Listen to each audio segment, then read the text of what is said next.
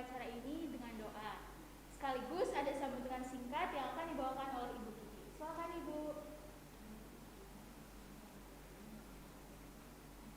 Baik, terima kasih Melani atas waktu dan kesempatannya. Baik Bapak Ibu dan anak-anak sekalian yang berada di rumah, untuk memulai lomba kegiatan BKSN hari ini, marilah kita awali dengan berdoa terlebih dahulu agar kegiatan hari ini berjalan dengan lancar. Doa akan dipimpin secara Katolik. Dalam nama Bapa dan Putra dan Roh Kudus. Amin.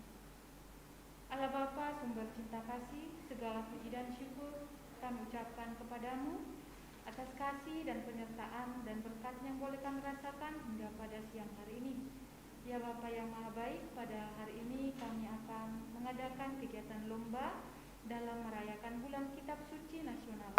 Kiranya Bapa, Engkau hadir di tengah-tengah di tengah-tengah kegiatan yang kami laksanakan pada pagi hari ini. Engkau terangi hati dan pikiran anak-anak kami yang akan menyampaikan renungannya pada siang hari ini. Ya Bapa, segala kegiatan ini kami serahkan ke dalam tangan-Mu. Kami berdoa dengan perantaraan Kristus Juru Selamat kami. Amin. Kemuliaan kepada Bapa dan Putra dan Roh Kudus, seperti pada permulaan, sekarang, selalu, dan sepanjang segala abad. Amin. Dan nama Bapa dan Putra dan Roh Kudus. Amin. Baik, terima kasih. Selamat pagi Bapak Ibu dan anak-anak sekalian, baik yang dalam perjalanan maupun yang ada di rumah. Semoga pada hari ini kita dalam keadaan sehat. Nah, di sini saya akan memberikan sepatah dua kata untuk kegiatan lomba BKSN pada hari ini.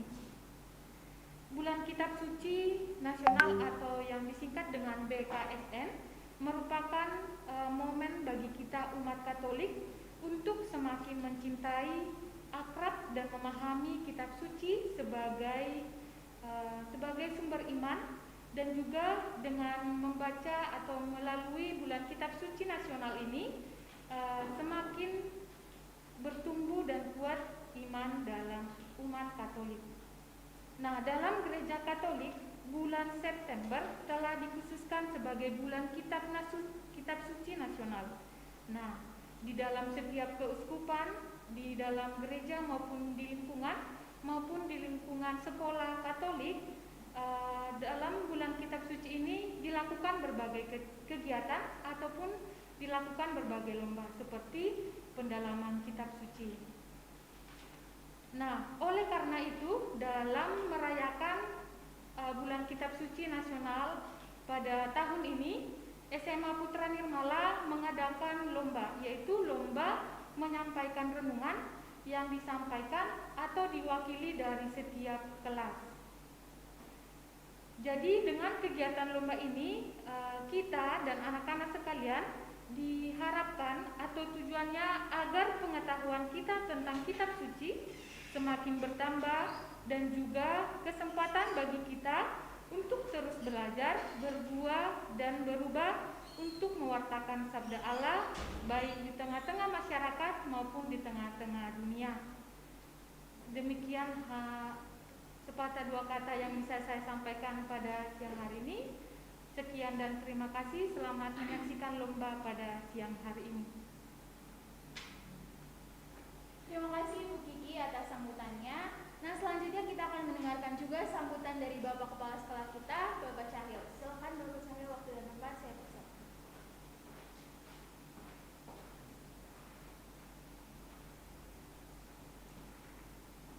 Selamat pagi. Salam sehat, salam sejahtera untuk kita semuanya. Dan dimanapun Anda berada, baik yang pada hari ini Anda sedang berada di sekolah untuk PTMT, maupun Anda yang saat ini bersama keluarga di rumah karena terkait jadwal masih BDR di rumah ya. Tapi dimanapun Anda berada, salam hangat, salam sehat dari kami, seluruh keluarga besar SMA Putra Nirmala. Para siswa sekalian, Bapak Ibu, saudara-saudara terkasih dalam Tuhan kita Yesus Kristus, hari ini adalah hari yang istimewa untuk kami, keluarga besar SMA Putra Nirmala, karena pada tahun ini kita kita masih diberi kesempatan untuk melaksanakan, untuk memeriahkan bulan Kitab Suci Nasional yang tahun ini tema BKSN adalah Yesus, teman seperjalanan kita. Ini tema yang sangat menarik, tema yang sangat baik untuk kita renungkan, tema yang sangat baik untuk kita beri makna bahwa Tuhan selalu ada untuk seluruh karya dan hidup kita. Maka dari SMA Putra Nimala pada pagi hari ini sudah ada 7 perwakilan dari setiap kelas yang akan berlomba untuk memberikan renungan, untuk memberikan pemaknaan dari setiap perikop-perikop kitab suci yang akan dibacakan atau yang akan dipermenungkan pada hari ini. Maka besar harapan saya secara pribadi, besar harapan kami secara institusi, ini dapat menjadi suatu pembelajaran yang bermakna, suatu media belajar yang memiliki makna untuk meningkatkan, untuk menambah biji sesawi iman yang telah ditanamkan Tuhan di dalam setiap hati, setiap pribadi manusia. Maka selamat berlomba, jujur dan sportif adalah yang utama. Innovate for a better future. Terima kasih.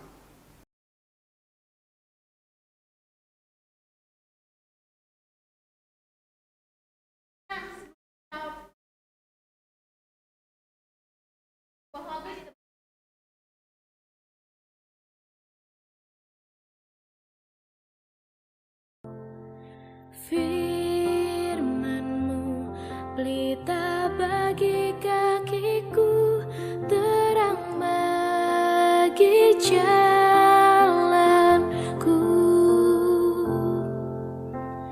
Waktu ku bimbang dan hilang jalanku, tetaplah Kau di sisiku.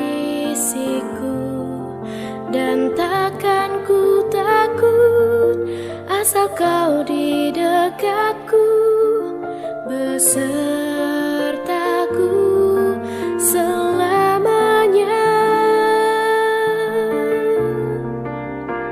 Oh, firman-Mu pelita bagi kakiku, terang bagi jalanku.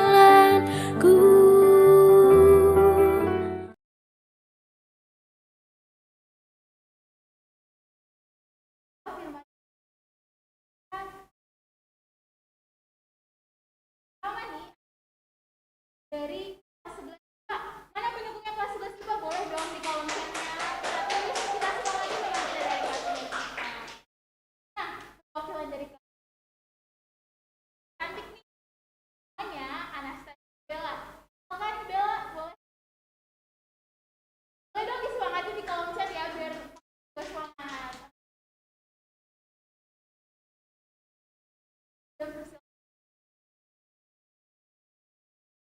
Kasih.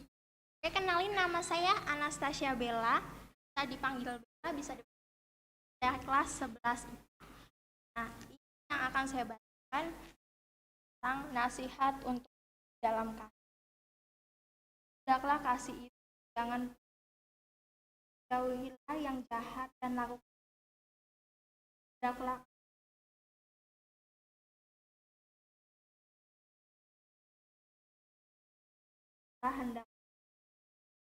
hendaknya dan layak dalam dan bertekun.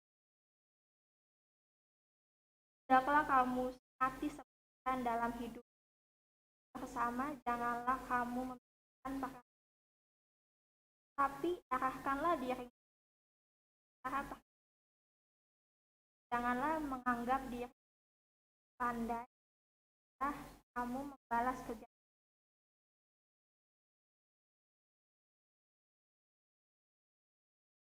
Nah, kali yang hidup dalam kasih.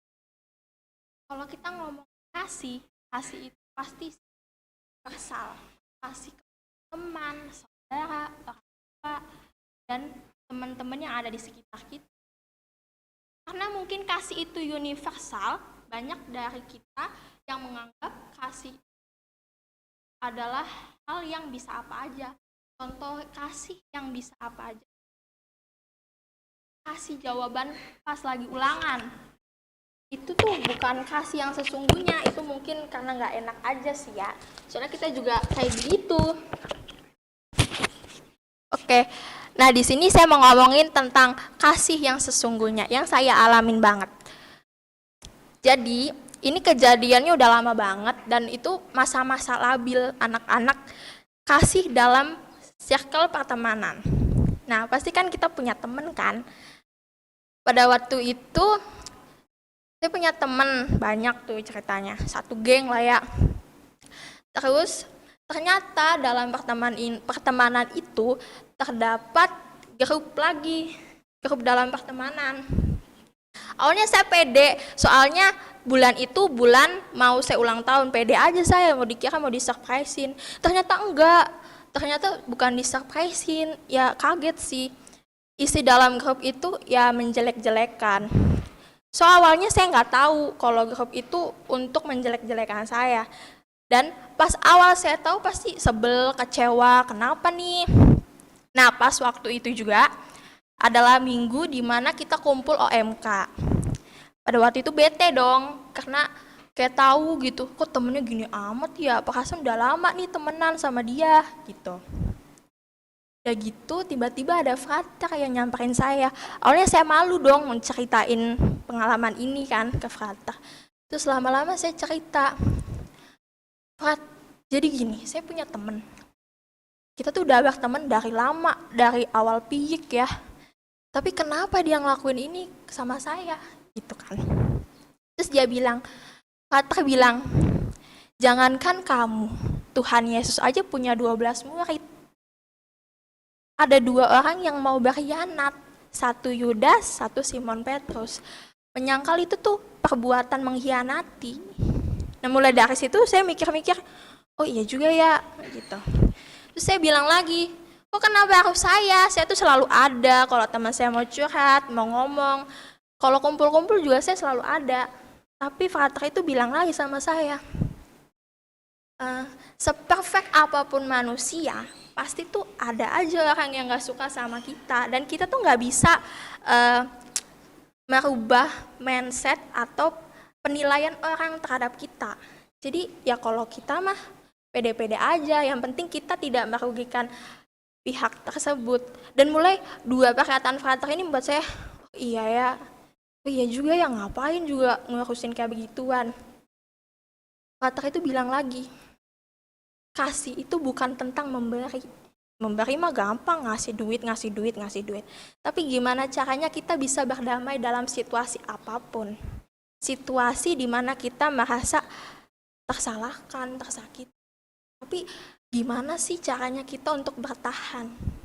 Makanya banyak anak muda tuh sekarang tuh yang ribet banget soal pertemanan. Saya tuh nggak bisa maafin ini, jadinya healing, bahasa mudanya healing. Pergi sana, pergi sini.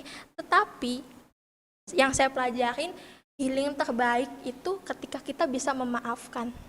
Ada 4 healing terbaik.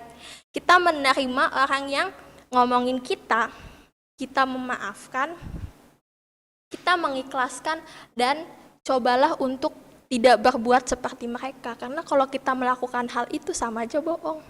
Gak usah lo ngomongin lagi gitu. Jadi dalam Injil kali ini kita ditekankan lagi untuk hidup dalam kasih itu bukan tentang memberi, tapi bagaimana situasi kita menghargai situasi dalam kondisi di mana kita tersakiti, tapi kita tetap jadi pribadi yang baik. Gitu. Mungkin juga ini suatu rasa syukur saya kalau pada situasi waktu itu saya udah umur 20, mungkin saya udah pergi kemana mencari kedamaian.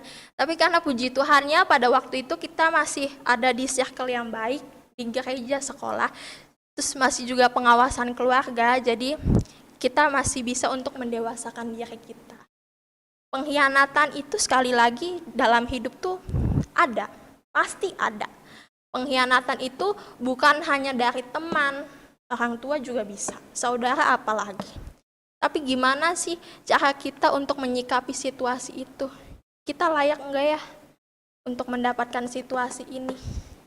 Itu adalah tingkatan, menurut saya, itu adalah tingkatan dalam hidup saya yang bisa mendewasakan diri.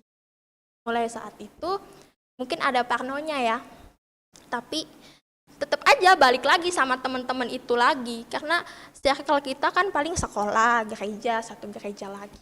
Terus sih. Sekian untuk khotbah pada pagi hari ini. Shalom, terima kasih.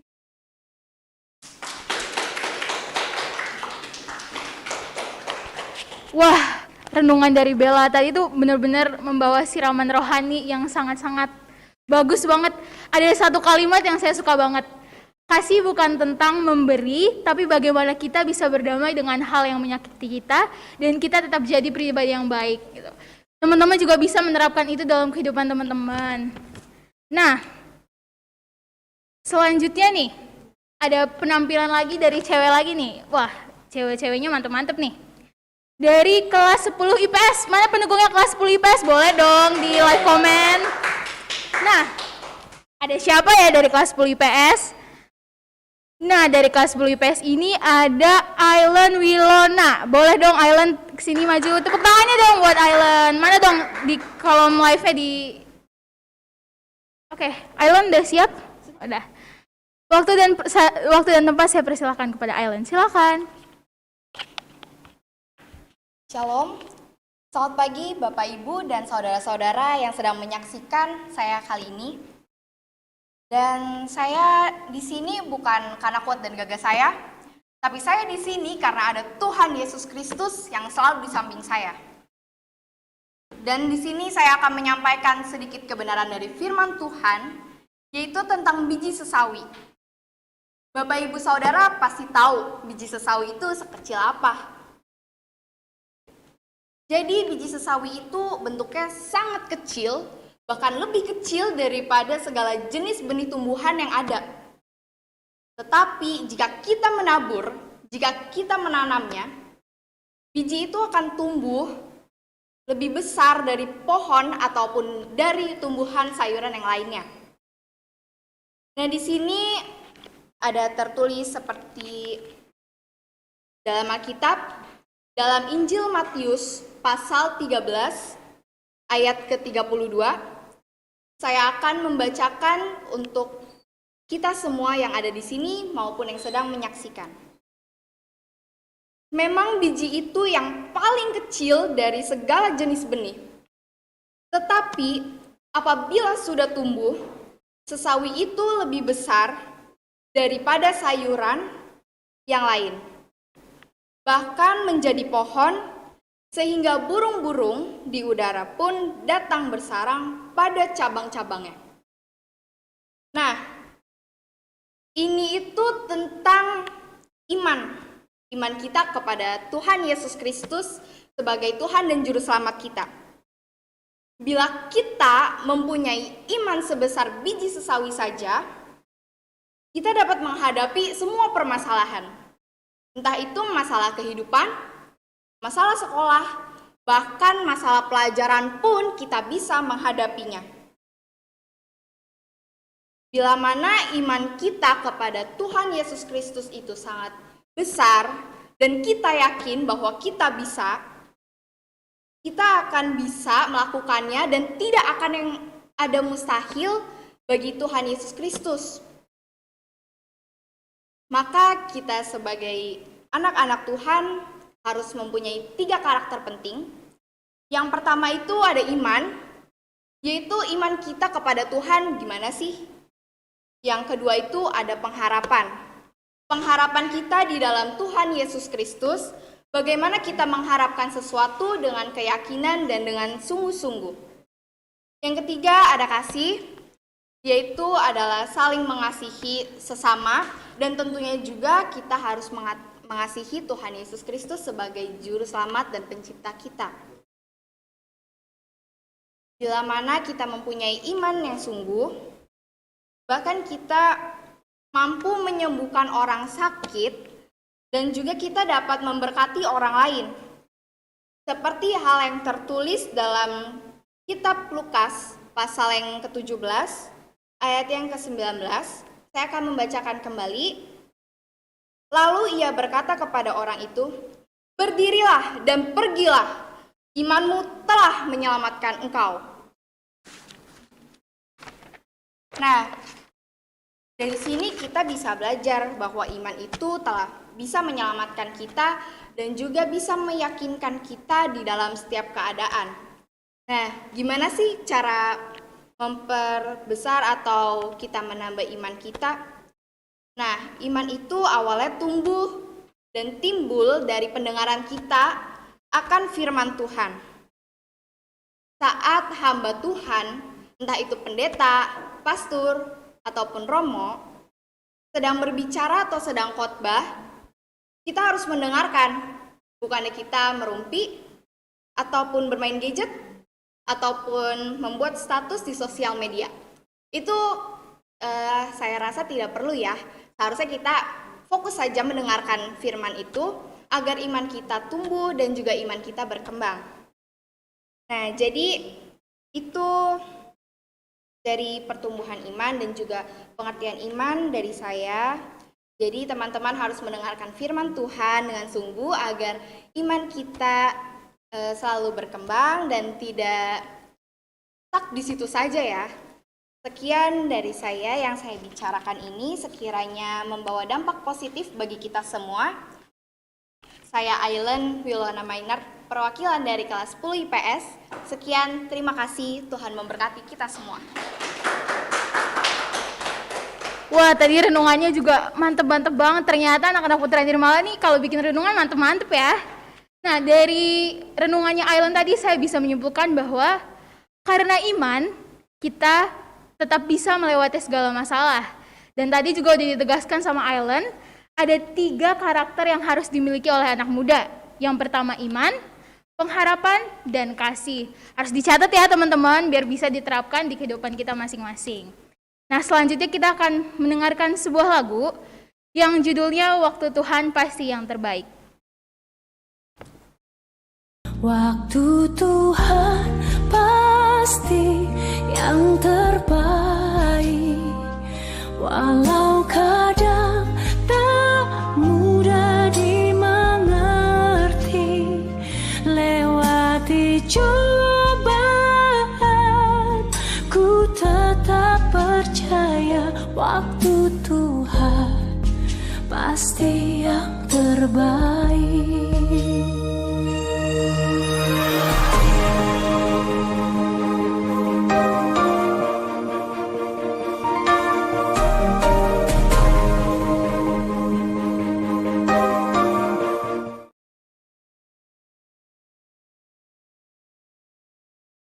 Adalah yang terbaik untuk kita. Dan sekarang adalah waktunya untuk perwakilan dari kelas 11 IPS untuk maju.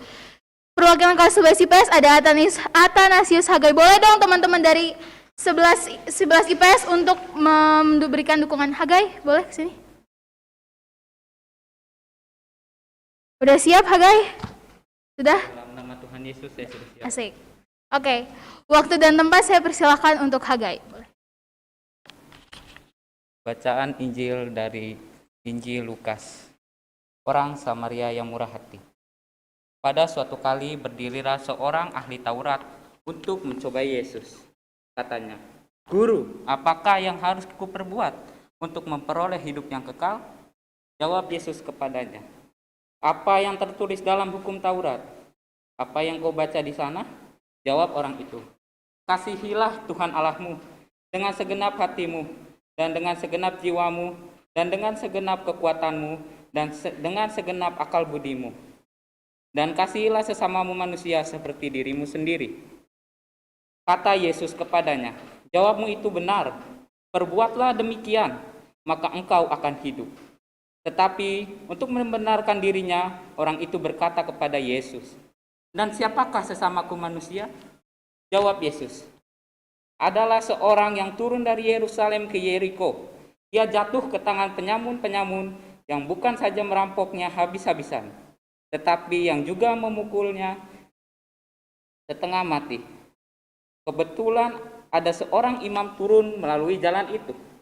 Ia melihat orang itu, tetapi ia melewatinya dari seberang jalan. Demikian juga seorang Lewi datang ke tempat itu. Ketika ia melihat orang itu, ia melewatinya dari seberang jalan. Lalu datang seorang Samaria yang sedang dalam perjalanan ke tempat itu, dan ketika ia melihat orang itu, tergeraklah hatinya oleh belas kasihan. Ia pergi kepadanya lalu membalut luka-lukanya. Sesudah itu ia menyiraminya dengan minyak dan anggur. Kemudian ia menaikkan orang itu ke atas keledai tunggangannya, dan ia membawanya ke tempat penginapan dan merawatnya. Keesokan harinya ia menyerahkan 2 dinar kepada pemilik penginapan itu, katanya, "Rawatlah dia, dan jika kau belanjakan lebih dari ini, aku akan menggantinya. Waktu aku kembali, siapakah di antara ketiga orang ini menurut pendapatmu adalah sesama manusia dari orang yang jatuh ke tangan penyamun itu?" Jawab orang itu, "Orang yang telah menunjukkan belas kasihan kepadanya." Kata Yesus kepadanya, "Pergilah dan perbuatlah demikian." Demikianlah Injil Tuhan. Terpujilah Kristus. Bapak, Ibu, saudara-saudari yang diberkati Tuhan, putra-putri gereja, selamat pagi. Puji dan syukur kepada Allah atas berkat dan penyertaannya sehingga hari ini kita semua dalam keadaan sehat, kuat, dan selamat. Saya senang hari ini saya berbicara tentang kasih melalui bacaan orang Samaria yang murah hati. Suatu saat ahli Taurat mencobai Yesus untuk dan menanyakan bagaimana yang harus kita perbuat untuk memperoleh hidup yang kekal. Yesus pun menjawab, "Kasihilah Tuhan Allahmu dengan segenap hatimu, dengan segenap jiwamu, dengan segenap kekuatanmu, dengan segenap akal bunimu, dan kasihilah sesama manusia seperti dirimu." Saya senang berbicara tentang kasih karena hukum pertama dalam ajaran iman kita adalah tentang hukum cinta kasih, dan juga ajaran yang dibawa Yesus ke dunia adalah ajaran cinta kasih. Yesus mengumpamakan bagaimana caranya kita mengasihi sesama kita. Yesus mengumpamakannya dengan seseorang yang dirampok dan dipukuli hingga terkapar. Lalu ada 3 orang yang melewatinya. Yang pertama, ada seorang imam yang hanya melewatinya. Yang kedua, seorang Lewi yang melihat lalu melewatinya. Dan ketiga, orang Samaria yang baik hati yang melewatinya, lalu menolongnya, membasuh lukanya, dan membawanya ke tempat penginapan. Tentu kita tahu pasti yang patut kita contoh itu orang Samaria yang baik hati. Tetapi di zaman sekarang kita lebih sering menjadi orang pertama dan kedua. Orang pertama yang kita hanya lihat, lalu kita jalan lagi. Orang kedua yang biasanya kalau zaman sekarang itu dilihat, difoto, di video, di-share ke medsos, dimasukin ke grup-grup WhatsApp. Setelah ramai kita tanggapi, lalu kita lupa akan orang tersebut. Padahal dengan jelas Yesus menekankan bahwa bagaimana caranya kita memperoleh hidup yang kekal dengan mengasihi Tuhan dan sesama kita. Tapi apa yang terjadi? Kita lebih suka menghujat sesama kita manusia. Dan bahkan kita menuntut Allah dengan segala upaya dan daya. "Ya Tuhan, saya kenapa hidupnya tidak adil? Susah sekali. Mengapa saya tidak sekaya Mas Aldebaran?" Wah, tapi apakah kita mau nanti hidup kita sesulit dan serumit Mas Aldebaran yang penuh konflik? Dan saya juga teringat dengan suatu kisah saya pribadi. Suatu saat ada terjadi bencana alam dan kami menolong orang-orang di sana dengan mengumpulkan bantuan. Kami membawanya dengan beberapa mobil ke sana. Lalu setelah sampai, mobil sudah diparkir, bantuan akan diturunkan. Tiba-tiba seorang bapak-bapak itu datang, korban bencana juga dia. Mas, ini sudah cukup, bantuannya banyak. Silakan Mas, ke sana ke samping sedikit, ada desa yang agak tertutup. Di sana bantuannya kurang. Lalu kami ke sana dan benar saja di sana bantuan mereka tidak cukup. Lalu kami menolongnya. Tapi saya termenung di situ. Saya takjub dengan bapak-bapak yang di depan tadi. Kendati dia dalam kesusahan, Kendati dia merasakan bencana alam yang sama, kendati dia di dalam kesulitan yang sama, tetapi angkara kasih yang ada dalam dirinya begitu membara untuk menolong orang yang menurutnya lebih menderita. Kita dapat belajar dari orang Lewi dan bapak tersebut bahwa kasih itu penting dalam hidup kita untuk membuat hidup kita kekal. Kita terkadang lebih suka menghujat sesama dan menuntut. Padahal dalam bulan kitab suci nasional ini, pertemuan minggu ketiga itu membawa tema Yesus menjadi sahabat bagi yang menderita. Dan kita diajak untuk mengasihi sesama kita yang menderita. Lebih peka terhadap orang-orang yang menderita untuk mengasihinya. Mari kita bangun jembatan kasih di antara sesama kita sehingga orang yang menderita juga dapat merasakan bantuan kasih kita, cinta kasih kita. Dan jangan bangun tembok penghalang untuk berbuat kasih. Dan saya punya pesan terakhir, jadilah orang yang saksi. Apa itu saksi? Saya menyingkatnya agar lebih mudah diingat nanti. Saksi, S, siap. A, ajarkan. K, kasih. S, sukacita. I, ilahi. Saksi, siap ajarkan kasih sukacita ilahi. Amin. Maka Yesus berkata, pergilah dan perbuatlah demikian. Terima kasih. Wah, keren banget nih tadi renungan dari Hagai, udah berasa ngelihat homili-homili dari pastor-pastor gitu kan. Wah, ini kayaknya cocok nih jadi calon pastor nih Hagai. Dari Putra Nirmawa barangkali ada calon pastor kan, Hagai nanti maju. Oke, selanjutnya kita akan mendengarkan sebuah lagu yang berjudul Kasih Pasti Lemah Lembut.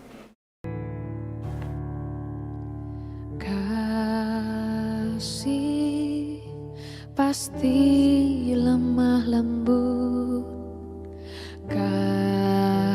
kasih pasti memaafkan, kasih pasti murah hati, kasih-Mu Tuhan.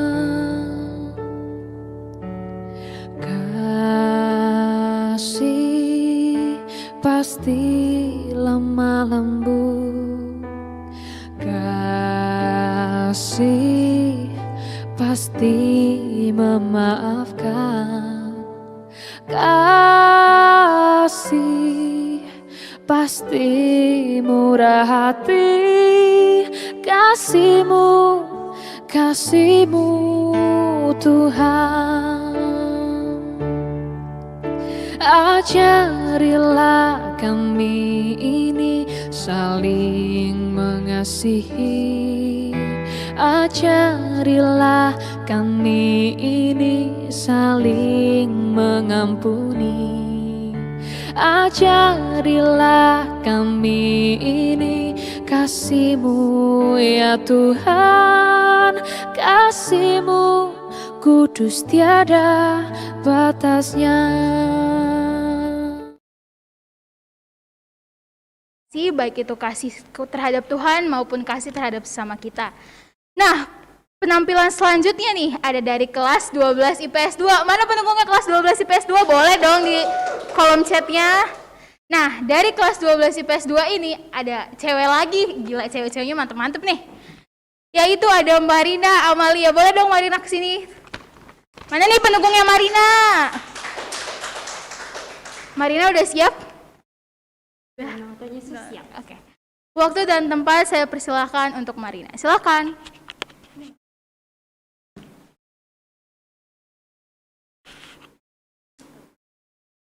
Shalom, selamat pagi, salam sejahtera untuk Bapak Ibu Guru, teman-teman semua, serta saudara-saudari terkasih dalam nama Tuhan kita Yesus Kristus. Pada hari ini kita patut bersyukur kepada Tuhan Yang Maha Esa karena kita masih diberi kesempatan untuk bertemu walaupun lewat virtual ini. Pada masa-masa sulit yang sudah kita jalani selama masa pandemi COVID-19, banyak hal yang sudah terjadi. Banyak saudara-saudari kita di luar sana yang kehilangan anggota keluarganya.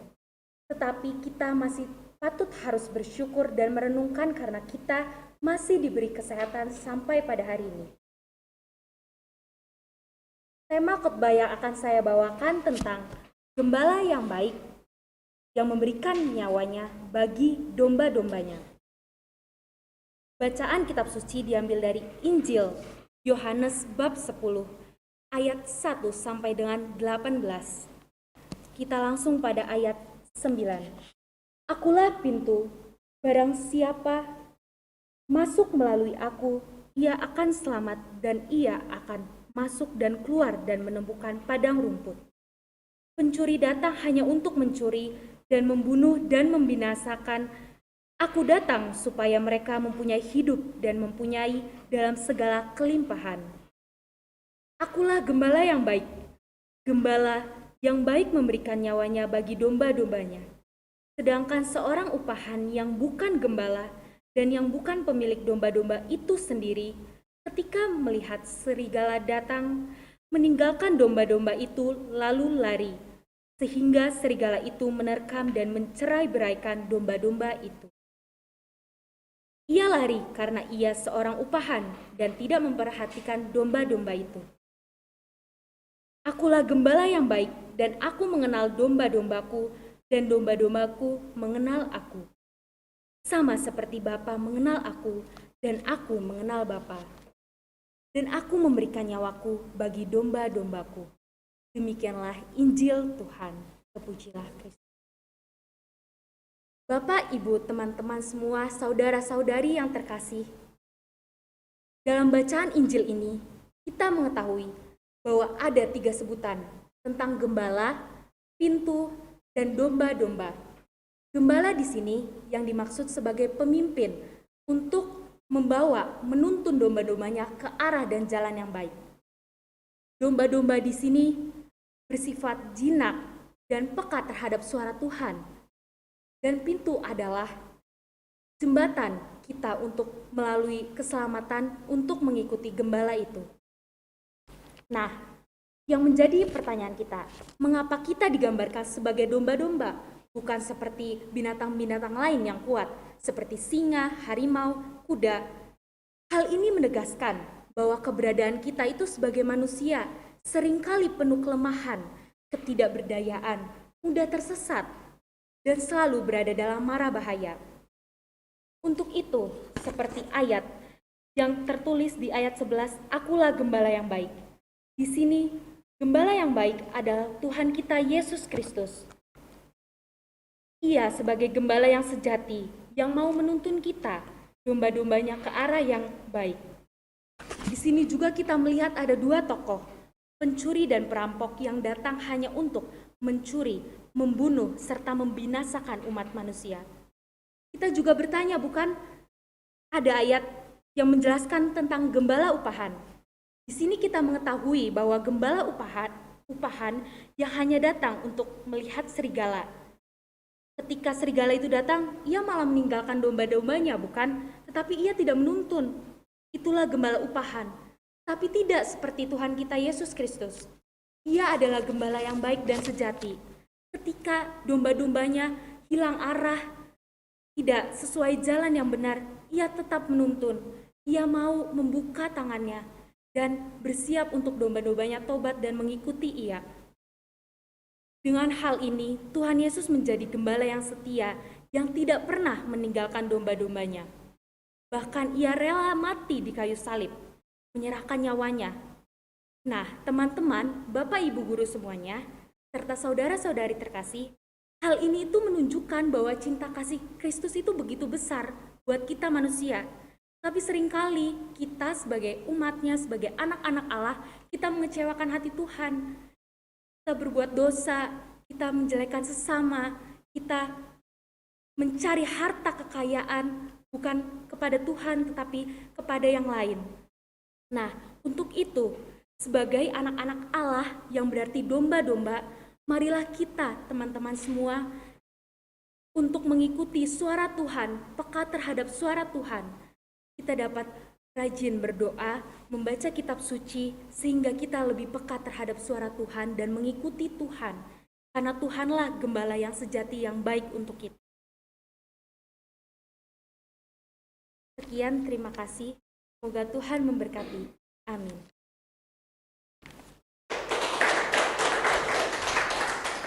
Terima kasih Marina atas renungannya. Dari renungan Marina tadi kita bisa menyimpulkan bahwa Tuhan adalah gembala kita yang setia terhadap kita dan tidak pernah meninggalkan kita. Ia akan selalu membimbing kita ke arah yang lebih baik. Nah teman-teman, selanjutnya nih ada perwakilan dari kelas 10 IPA. Mana pendukungnya kelas 10 IPA? Boleh dong di live komennya kita berikan semangat. Nah, dari kelas 10 IPA kita ada Niel Dumanis. Boleh dong Niel maju ke sini? Boleh ya teman-teman kelas 10 IPA, boleh disemangati Nielnya. Niel udah siap? Udah. Oke, untuk waktu dan tempat saya silahkan kepada Niel. Halo semuanya, nama saya Niel Dunamis. Saya dari kelas 10 IPA. Di kesempatan kali ini saya ingin membawakan ayat dari Roma 14 ayat 1 sampai dengan ayat 12 yang berbunyi,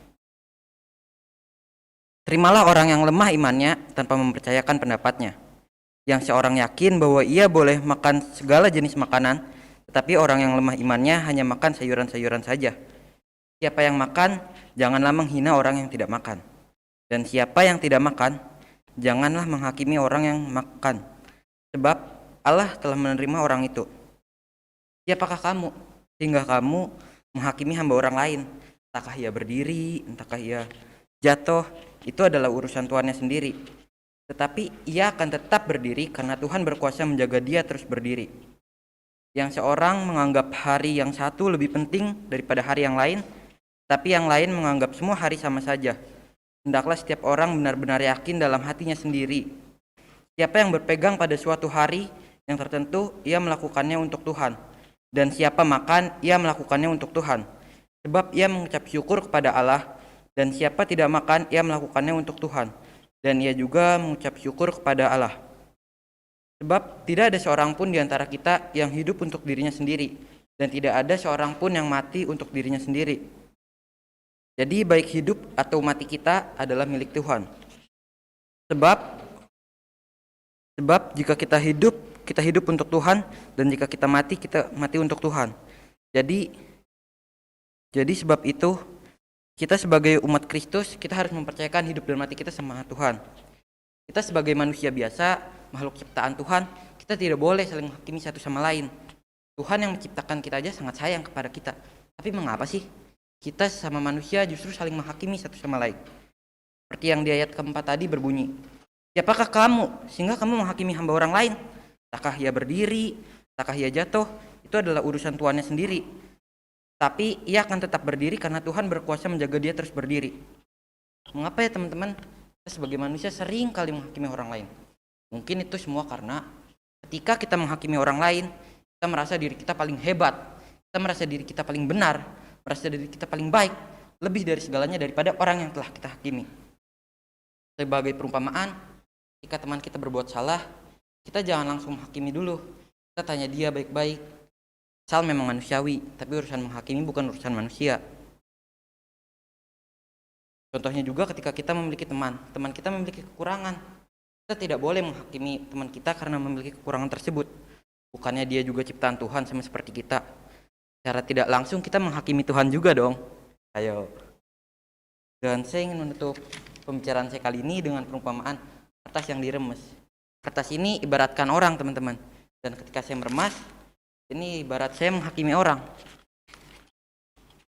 Iya, kertasnya bisa balik seperti semula. Tapi lihat gak, masih ada jejak loh yang tertinggal. Orang mungkin bisa memaafkan saat kita menghakimi orang tersebut. Tapi belum tentu orang tersebut bisa melupakan masalah tersebut. Sekian dari saya, Niel dari kelas 10 IPA. Terima kasih. Wah, keren banget perumpamaannya tadi. Oke, selanjutnya kita akan mendengarkan sebuah lagu yang judulnya Kau Saudaraku. Hari ini ku rasa bahagia berkumpul bersama saudara seiman.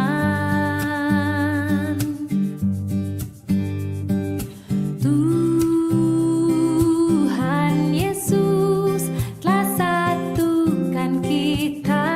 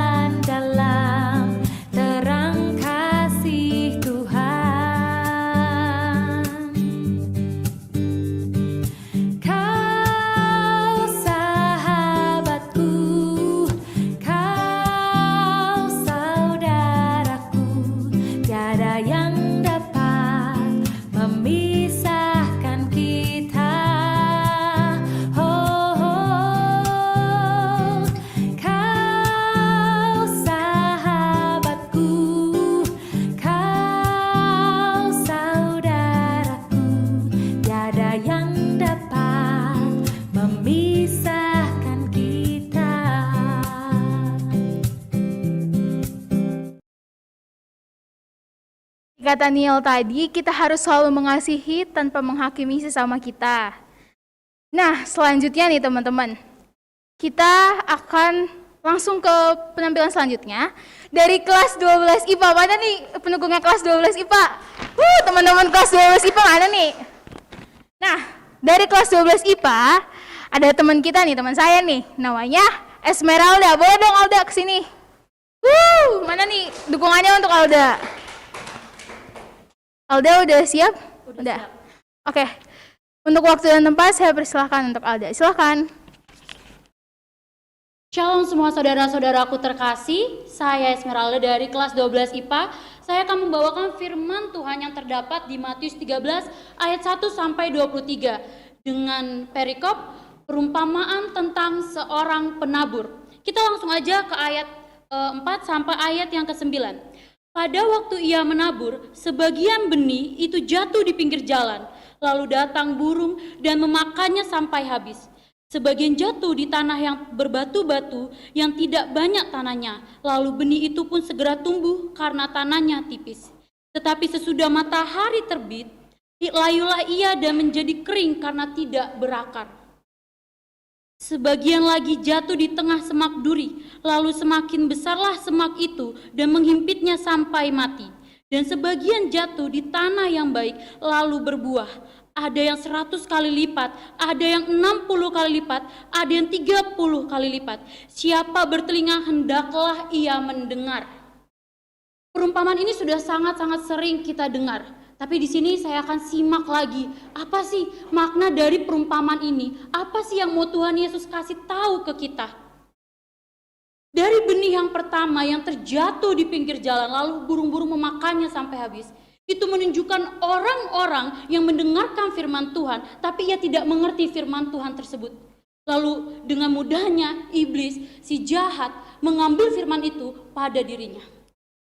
Ini seperti anak muda zaman sekarang yang pergi ke gereja ketika pendeta ataupun romonya sedang memberikan firman Tuhan itu, ia malah sibuk tuh. Kebanyakan anak-anak muda sibuk sama chattingan pacarnya, lihat story IG, lihat TikTok, atau mungkin bergosip dengan teman yang di sebelahnya.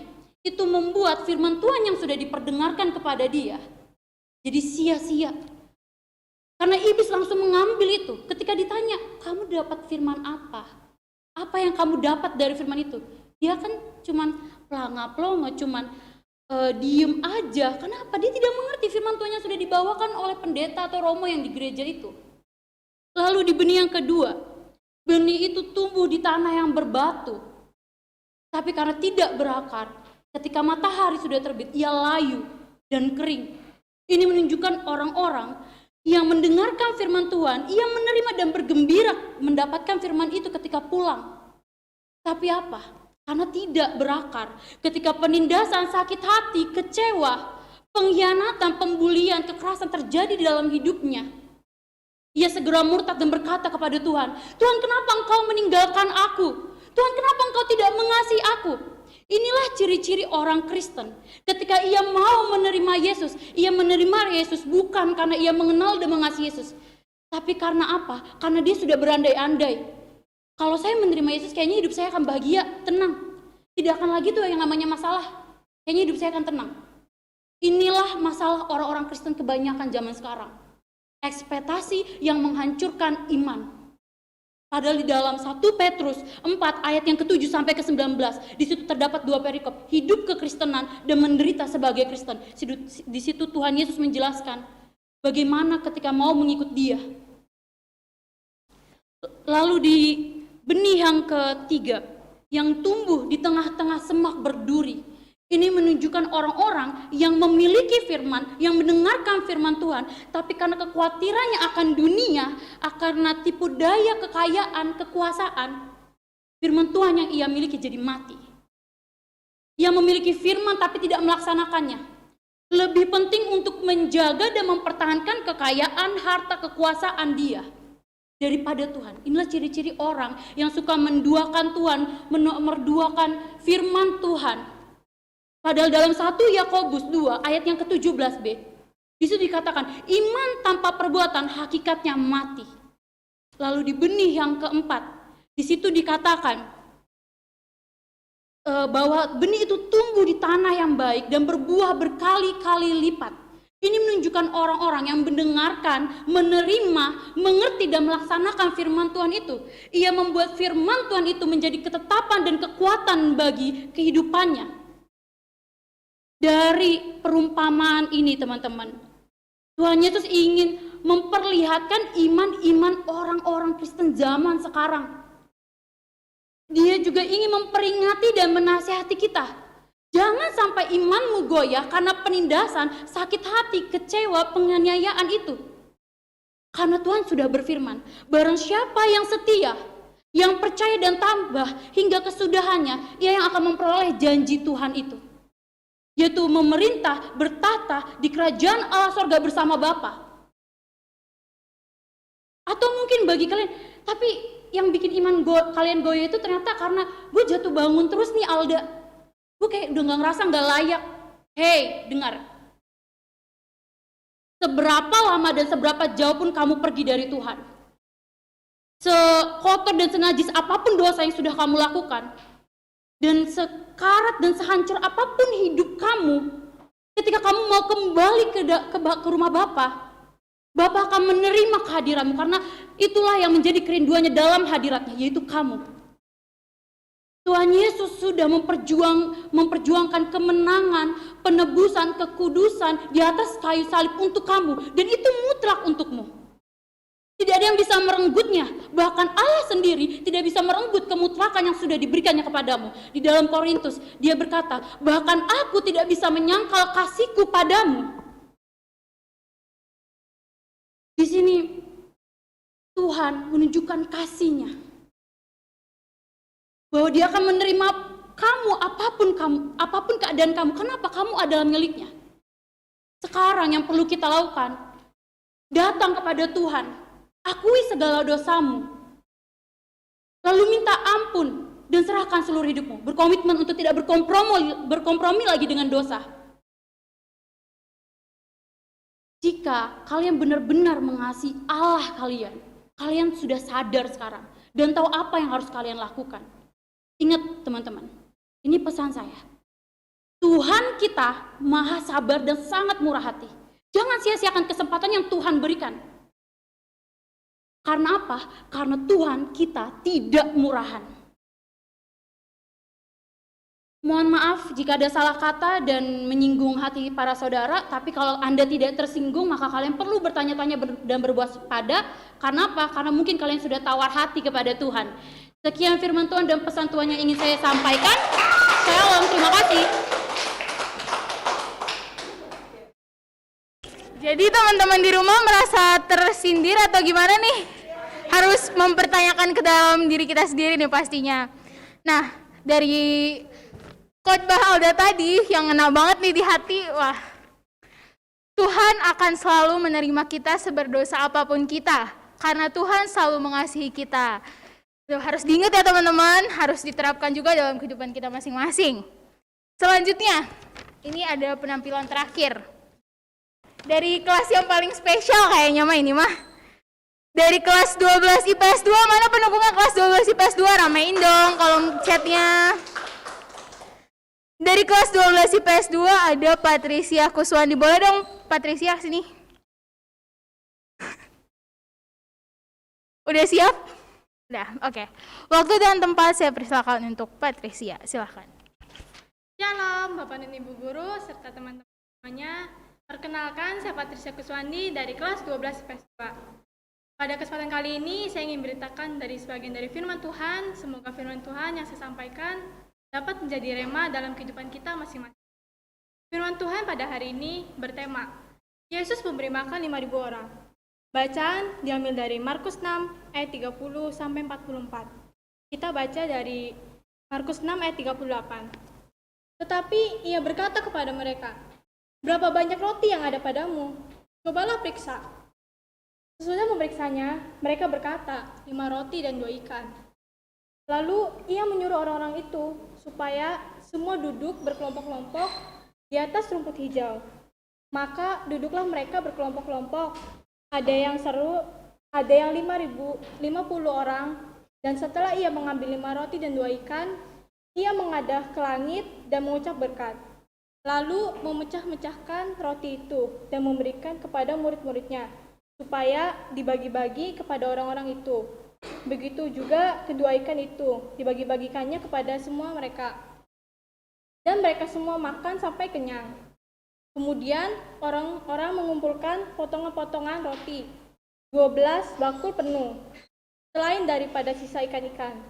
Yang ikut makan roti itu ada 5.000 orang laki-laki. Tuhan Yesus begitu peduli pada semua para pengikutnya. Dia tidak akan pernah meninggalkan, apalagi menutup matanya, jika para pengikutnya mengalami kesusahan. Mari kita sama-sama renungkan akan kepedulian Yesus terhadap kita, terlebih kepada para pengikutnya. Dia memberi makan 5.000 orang laki-laki, belum termasuk perempuan dan anak-anak. Perhatikan apa yang harus dilakukan. Pertama, kita harus berfokus pada Markus 6 ayat 41. Lalu ia mengambil 5 roti dan 2 ikan. Lalu memecah-mecahkannya dan memberkati roti tersebut. Tuhan Yesus memberkati roti tersebut karena dia adalah Allah itu sendiri. Pada saat yang sama, kita diajarkan untuk selalu mengucap syukur atas apapun yang ada dalam hidup kita, baik makanan maupun hidup kita yang sangat menderita. Namun, Tuhan tidak akan pernah memberi penderitaan, tidak akan melebihi kemampuan kita masing-masing. Yang kedua, lalu ia mengadakan kepada langit. Hal tersebut menjadi tanda penghargaan dan penghormatan kepada Allah itu sendiri. Sebab semua berkat, semua makanan hanya datang kepada Allah.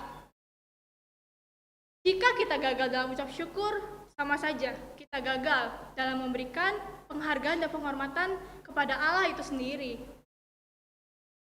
Apa yang dilakukan Tuhan adalah hal yang sangat luar biasa. Di saat dia bersyukur, memberi makan 5.000 orang laki-laki, belum termasuk perempuan dan anak-anak, adalah hal yang sangat menakjubkan. Bacaan hari ini mengingatkan kita untuk selalu bersyukur atas apapun yang terjadi dalam hidup kita. Jangan pernah mengeluh, kita harus selalu tabah. Di samping itu, kita juga harus selalu yakin dan percaya Tuhan tidak akan pernah meninggalkan umatnya di saat kita mengalami kesusahan, karena dia selalu ada untuk kita. Semoga firman Tuhan pada hari ini dapat bermanfaat. Tuhan Yesus memberkati.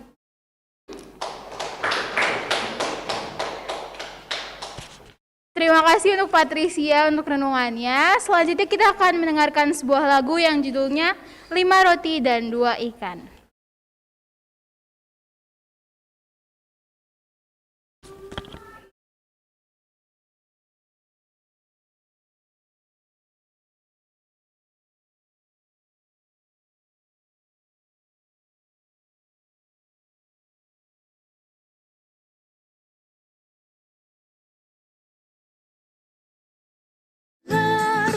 Dengarlah mujizat Tuhan, dimakan 5.000 orang, sisa 12 keranjang.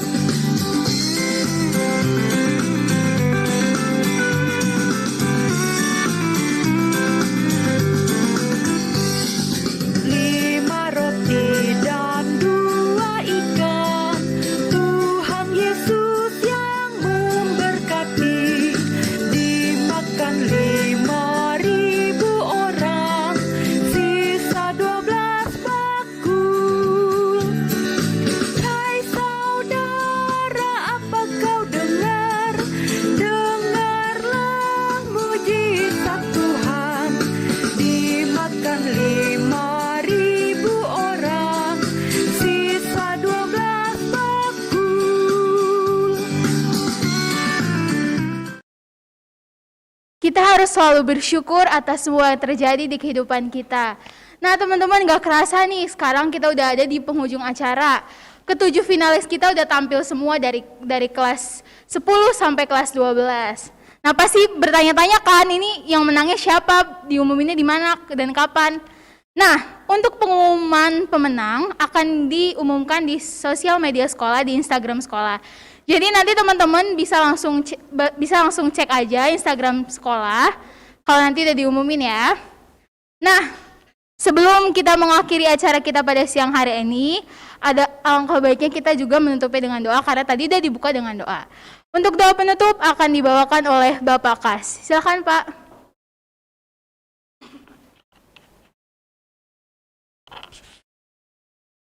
Terima kasih anak-anak sekalian dan Bapak Ibu Guru. Mari kita tutup acara lomba BKSN ini dan semoga apa yang kita lakukan berkenan kepada Tuhan. Dalam nama Bapa, Putra dan Roh Kudus, amin. Allah Bapa yang Maha Baik, kami senantiasa bersyukur kepadamu karena Engkau telah memberikan yang terbaik agar terselenggaranya semuanya ini untuk kami dapat memuliakan nama-Mu. Terima kasih ya Bapa atas anak-anak yang telah Kau titipkan pada kami, sehingga pada hari ini mereka telah menunjukkan kebisaan mereka dalam menerima sabda-Mu dan mewartakannya seturut dengan kehendak-Mu. Kiranya apa yang telah mereka katakan, apa yang telah mereka persembahkan dalam lomba-lomba ini sungguh dapat menginspirasi kami semua dan boleh menjadi berkat bagi teman-teman, bagi para guru dan semua masyarakat dan orang-orang di sekitar kami. Bapak, berkatilah mereka yang telah mencoba untuk menghadirkan sabda-Mu. Semoga mereka semua Kau berkati sepanjang hidupnya. Dan kiranya anak-anak didik kami yang berada di SMA Putra Nirmala ini semakin berkembang imannya dan senantiasa memuliakan nama-Mu. Ini kami tetap memohon berkat-Mu atas hari-hari yang akan kami lalui, kiranya sungguh dapat memuliakan nama-Mu. Di dalam Putra-Mu, Tuhan kami Yesus Kristus, Juru Selamat dan Raja kami, yang hidup dan berkuasa bersama dengan Roh Kudus dalam kemuliaan nama-Mu, kini dan sepanjang masa. Amin. Kemuliaan pada Bapa, Putra, dan Roh Kudus, seperti pada permulaan, sekarang, selalu, dan sepanjang segala abad. Amin. Dalam nama Bapa, Putra, dan Roh Kudus. Amin. Terima kasih untuk para peserta yang sudah berpartisipasi pada kesempatan lomba BKSN siang hari ini. Terima kasih juga untuk para juri, Pak Toto, Bu Vivi, sama Bu Siwi. Terima kasih banyak. Dan juga untuk Bapak Ibu Guru yang sudah mensupport acara lomba BKSN pada siang hari ini. Untuk para kru juga. Nah, pengumuman lagi terakhir. Nanti pemenang lomba akan diumumkan di Instagram sekolah. Jangan lupa dicek. Dan sampai jumpa di acara kegiatan sekolah selanjutnya. Selamat melanjutkan aktivitas. Selamat siang. Salam sehat selalu. Terima kasih.